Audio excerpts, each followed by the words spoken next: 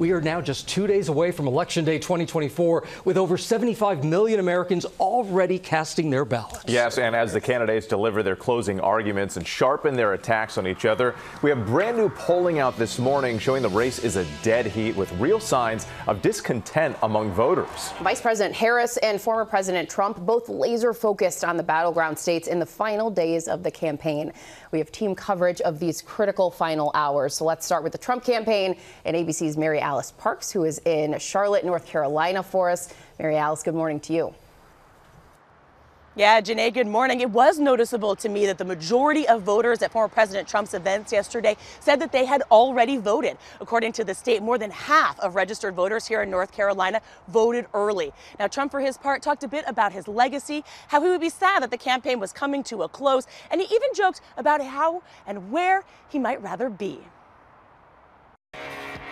With just 48 hours to go until Election Day, former President Trump focused on the one battleground state he won 4 years ago, North Carolina. We can't take a chance of losing the great state of North Carolina. Trump, who has been struggling with women voters, repeating that he wants to protect women, especially in the suburbs, and saying again that he is the father of IVF treatments, though he also has taken credit for his role in overturning Roe v. Wade, which led to the attempts to restrict the fertility treatment. I consider myself to be the father of fertilization. His whirlwind campaign schedule also detouring to Virginia, a state Democrats hope is safely blue. There, saying that people have called him one of the greatest presidents of all time. They said he's the greatest president that we've ever had. I said, does that include George Washington and Abraham Lincoln? Yes, sir, it does.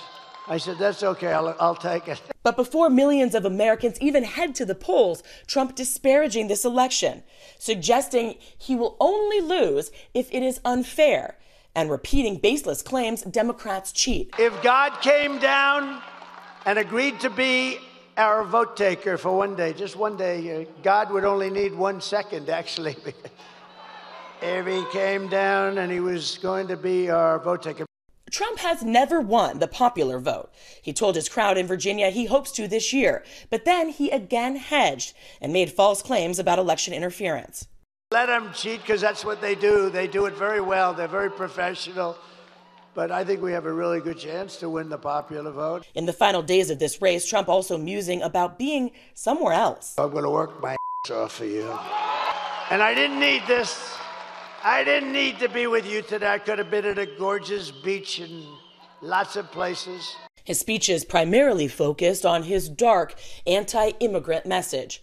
Trump sharing emotional stories from family members who've had loved ones killed by undocumented immigrants, promising to launch a mass deportation operation if elected, and inviting members of the Roanoke College swim team on stage who spoke out against transgender women competing in women's sports. We won't be changing your children's gender with their transgender craziness. Now, I will say there is a downside to Trump's busy schedule. He was running hugely late, well over an hour to each of his events yesterday. The crowds were smaller, and by the last event, the former president did seem to have a lot less energy. He even joked about whether he should do half of his speech. But another busy day today. He starts in Pennsylvania, then comes back here to North Carolina and ends in Georgia. Gio? All right, Mary Alice, thank you so much.